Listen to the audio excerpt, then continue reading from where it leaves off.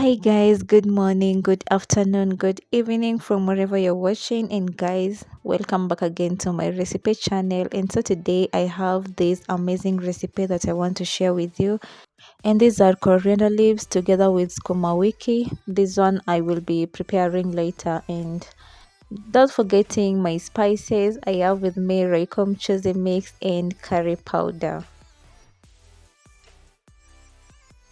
This is my meal for today, and guys, surprise, what am I preparing today? So it is called in Kiswahili Matumbo.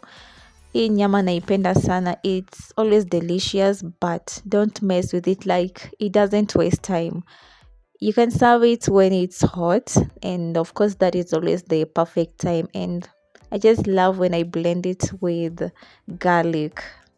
And let me just tell you, the taste is normally amazing. And now my skuma wiki is ready. I just love the color. It's always perfect. And now guys, let us now proceed to this. This is what I want to share with you today. This is the meal for today. Don't forget to watch the video till the end. Don't forget to like, comment. You can as well share my video. Don't forget to subscribe.